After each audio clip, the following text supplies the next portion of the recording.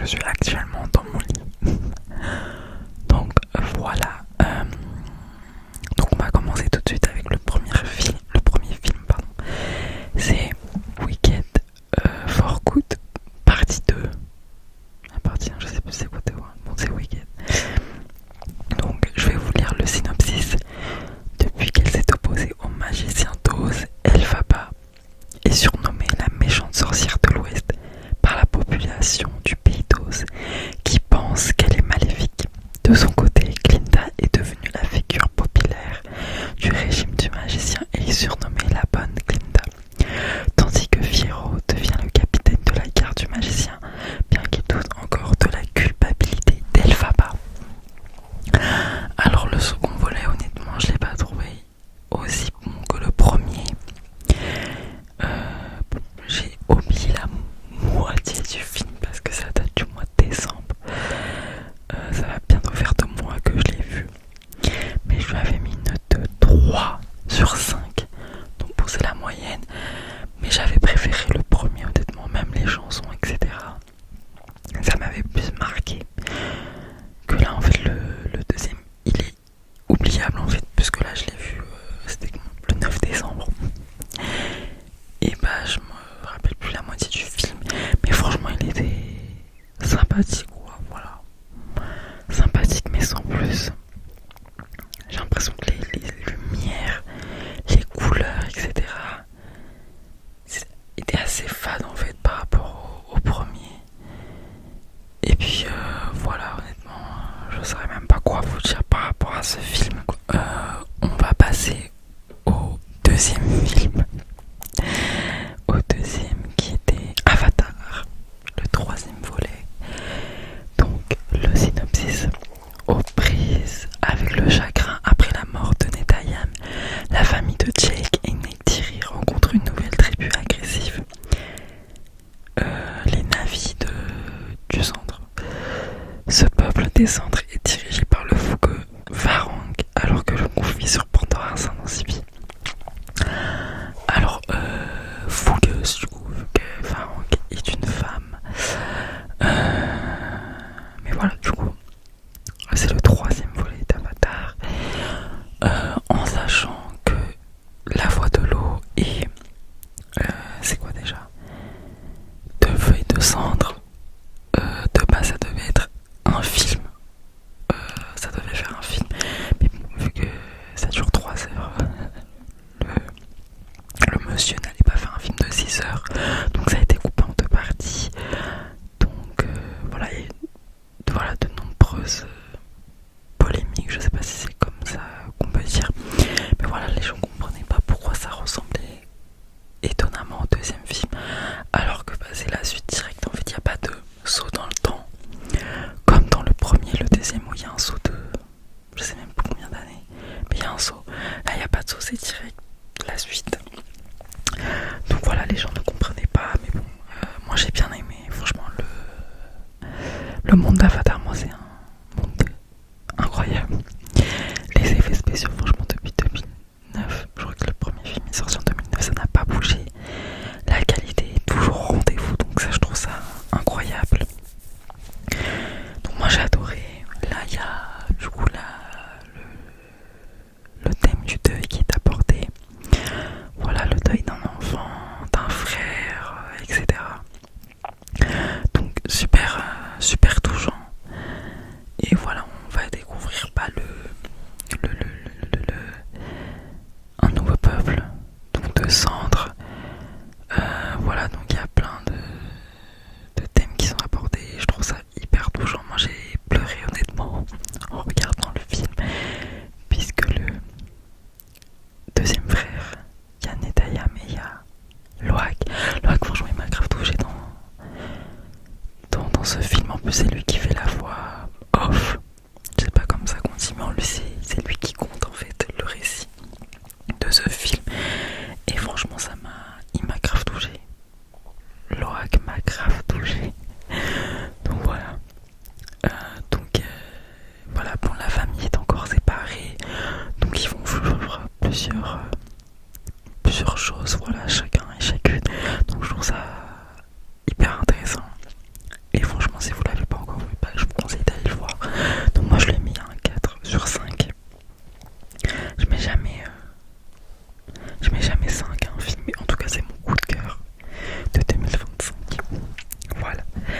Ensuite, en janvier, on va passer au mois de janvier, donc en janvier j'ai vu La femme de ménage.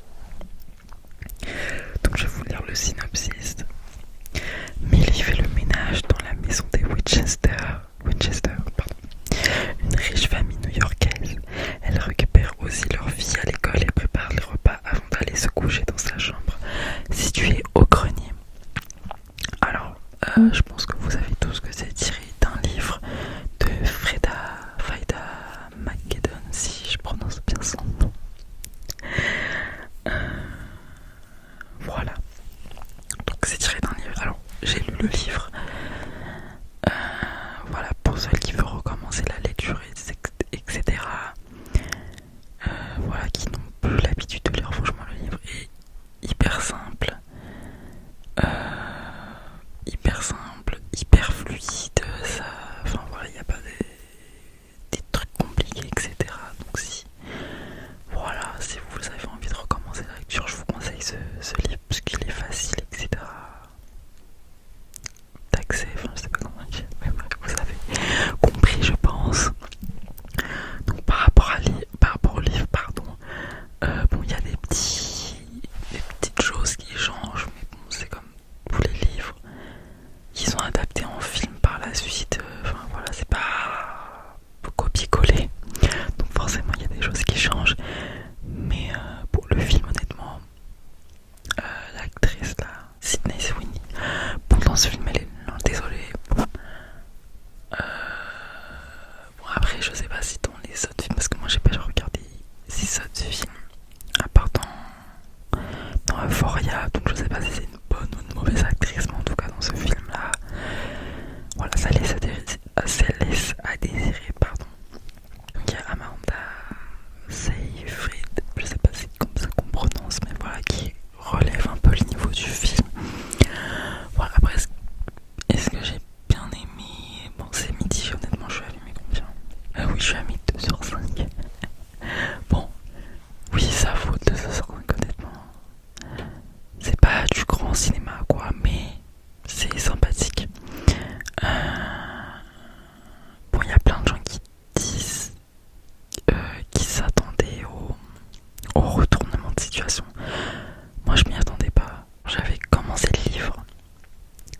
Après, je suis partie voir le film. Il y a plein de gens qui disaient ouais, on s'y attendait, etc. Moi, je m'y attendais pas du tout.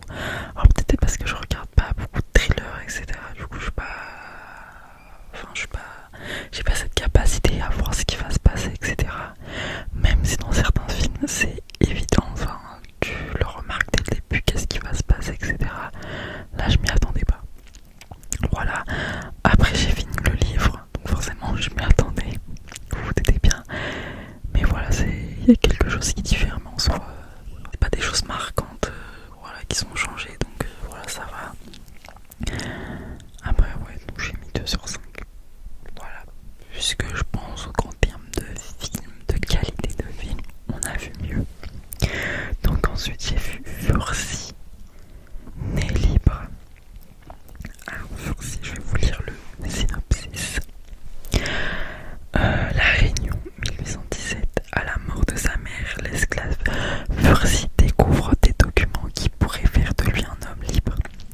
Avec l'aide d'un procureur abolitionniste, il se lance dans une bataille judiciaire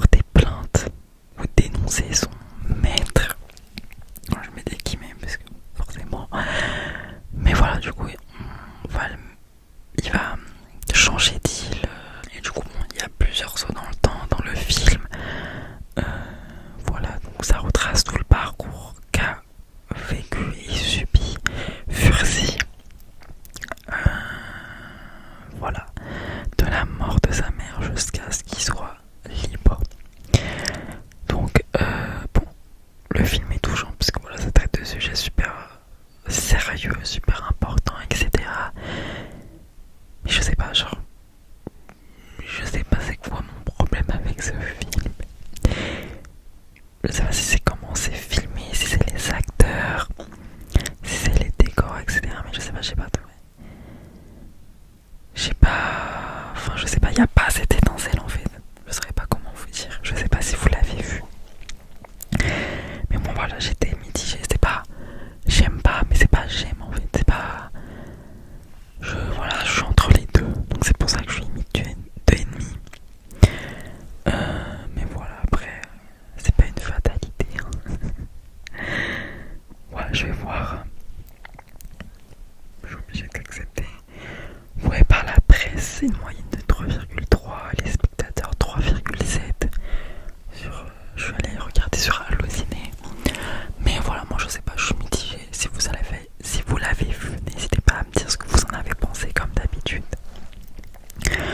Ensuite, j'ai vu... Alors là, je passe vite les films. J'ai vu Hamnet.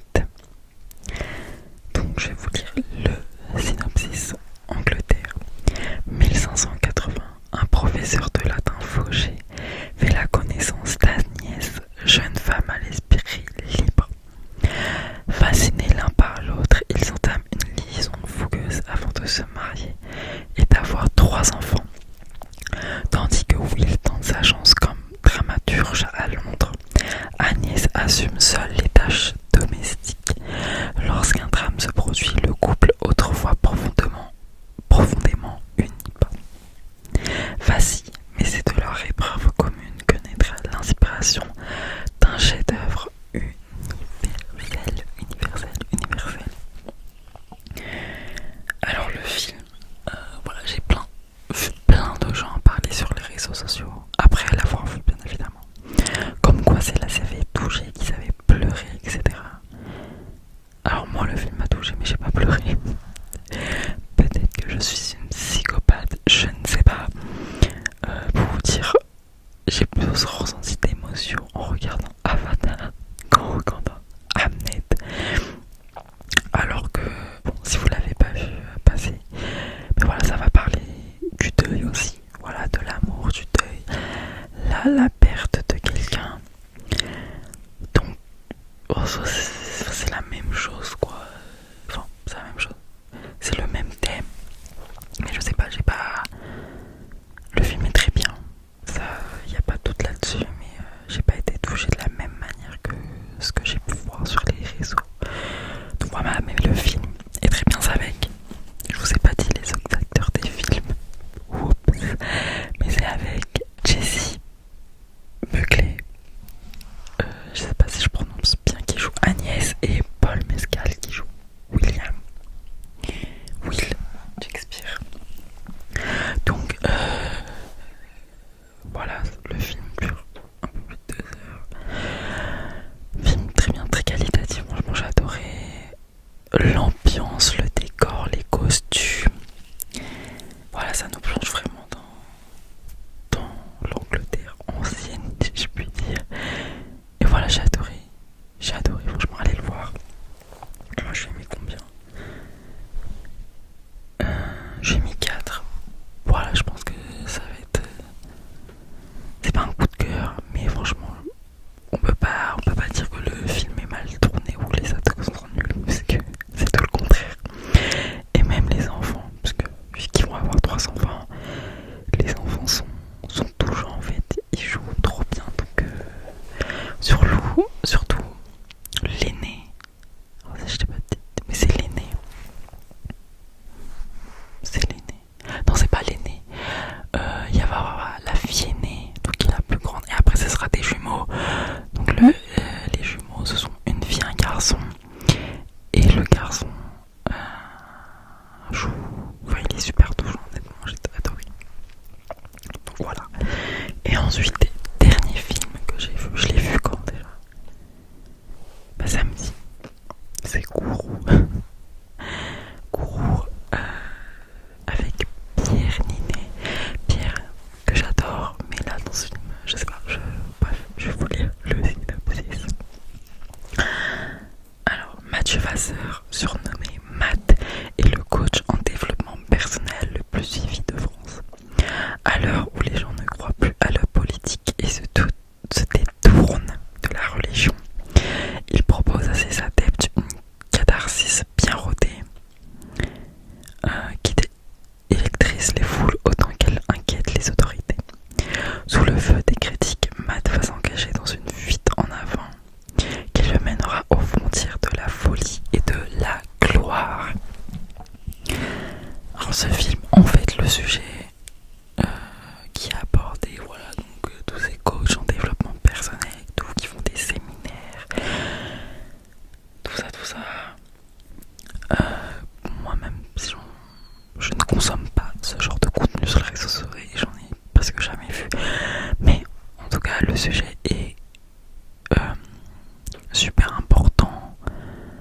pense que c'est un bon sujet pour un film. Mais là, je sais pas ce qui s'est passé en fait. Je ne comprends pas.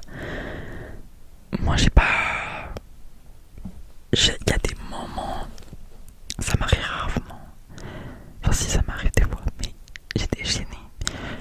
Je sais pas comment vous expliquer en fait. Quand il y avait des répliques avec des acteurs, etc. dans le film, forcément. Évidemment, j'étais en mode what the fuck, j'étais en mode, je ressentais la gêne. Alors, je sais pas si vous l'avez vu, parce que bon, il est sorti mercredi dernier, donc c'est tout récent. Mais bon, si vous l'avez vu, donnez-moi votre avis. Parce que pareil, je ne sais pas quoi penser du film. Parce qu'en soi, le sujet abordé est super important, quoi. Le fait de pas se faire arnaquer par le premier venu qui dit oui, si tu veux, tu peux, etc. Mais je sais pas. Après, Irénée, bon, il est bien dans ce rôle-là. Enfin, il joue bien ce rôle-là, pardon. Mais je sais pas, je l'ai mis avec ma soeur, parce que je suis allée le voir avec ma soeur.